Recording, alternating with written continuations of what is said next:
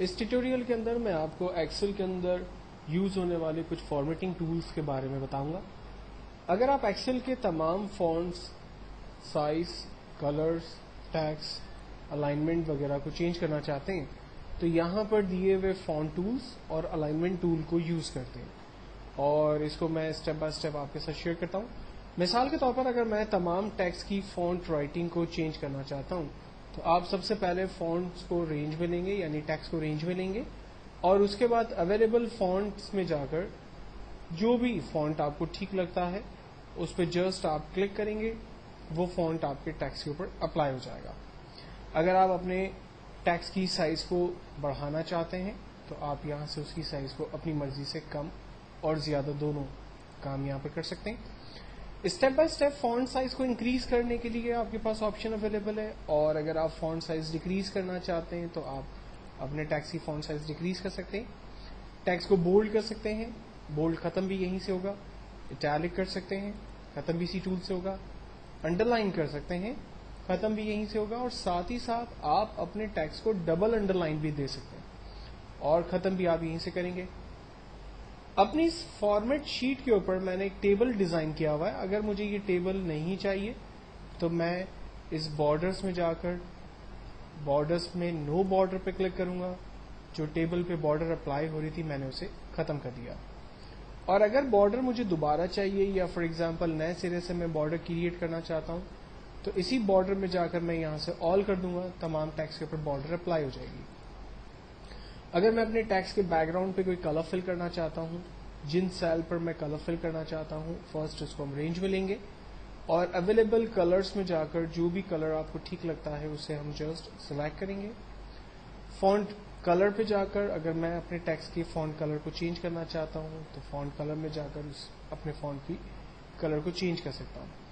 آپ نے نوٹس کیا ہوگا کہ اس تمام کام کے لیے ہم نے ٹیکسٹ کو رینج میں لیا، کیونکہ یہ کمپلسری ہے کہ اگر آپ فونٹ کے فیس کے اوپر bold italic under line colour وغیرہ سے ریلیٹ کچھ کام کرتے ہیں تو اس کے لیے رینج کا ہونا، یعنی آپ اسپیسیفک ایریا کو سلیکٹ کرتے ہیں اور کمپیوٹر کو بتاتے ہیں کہ اس ایریا کے اوپر ایگزیکٹلی ٹیکسٹ کو بولڈ اٹیلک انڈر لائن کرے، یا پھر جو بھی کمانڈ آپ اپلائی کرنا چاہتے ہیں. تو ضروری کہ آپ سب سے پہلے اپنے ٹیکسٹ کی رینج ضرور بنائیے. دین اس کے بعد الائنمنٹ سے ریلیٹ ٹول سے میں چاہتا ہوں کہ اپنے ٹیکسٹ کی الائنمنٹ کو میں لیفٹ، سینٹر یا رائٹ الائن کر دوں، تو یہاں پر ان 3 ڈفرنٹ ٹولز کی ہم مدد لے سکتے ہیں. پلس اگر میں کسی را کی سائز کو بڑا کر دیتا ہوں اور میں یہ چاہتا ہوں کہ جو ہیڈنگ اس وقت سیل کا سینٹرلائز ہے یہ باٹم پہ آ جائے، ٹاپ پر چلی جائے، تو ہم اس کو یہاں سے اپنی مرضی سے الائنمنٹ سیٹ کر سکتے ہیں. ساتھ ہی ساتھ ایک نام میں نے یہاں پر ٹائپ کیا ہے سید محمد احمد. یہ نام اتنا زیادہ بڑا ہے کہ ایک کالم کے اندر ٹھیک سے نہیں آ رہا اگر میں کالم کی سائز کو باقی تمام ٹیکسٹ کے حساب سے صحیح کرتا ہوں.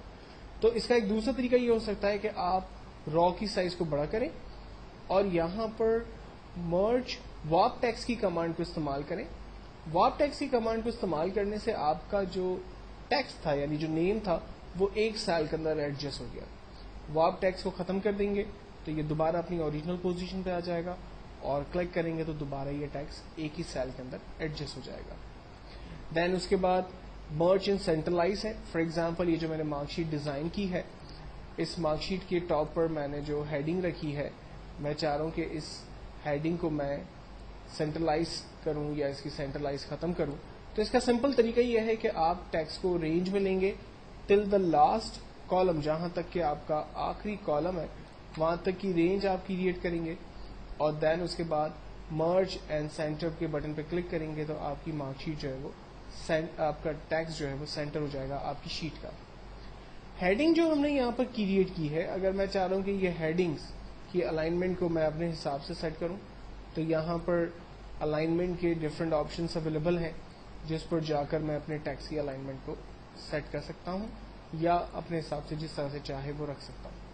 اور اگر اسے ٹھیک کرنا ہے یا ختم کرنا ہے تو جسٹ ہم اسی بٹن کے اوپر دوبارہ کلک کریں گے تو ہمارا ٹیکسٹ جو ہے وہ دوبارہ سے ٹھیک ہو جائے گا.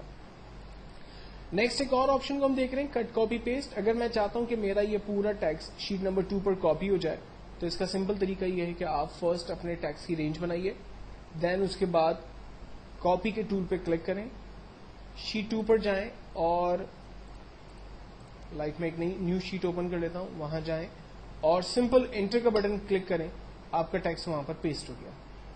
अदरवाइज अगर आप एक से ज्यादा दफा कॉपी चाहते हैं तो कॉपी कमांड का इस्तेमाल करें और जहां भी आप इसकी कॉपी चाहते हैं वहां पर पेस्ट के बटन पर क्लिक करें। आप देखें मल्टीपल कॉपीज जो है वो आप इसकी जनरेट कर सकते हैं। और जहां आपको लास्ट टाइम ये रिजल्ट चाहिए आप वहां पर फाइनली एंटर करें, उसकी आखिरी कॉपी आपके पास जनरेट हो जाएगी।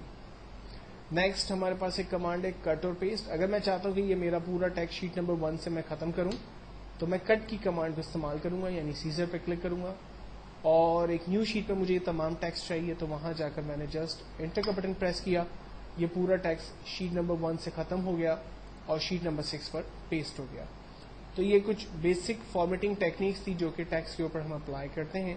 नेक्स्ट ट्यूटोरियल के अंदर हम नंबर्स के ऊपर और पासवर्ड प्रोटेक्शन से रिलेटेड कुछ बेसिक कॉन्सेप्ट्स को डिस्कस करें।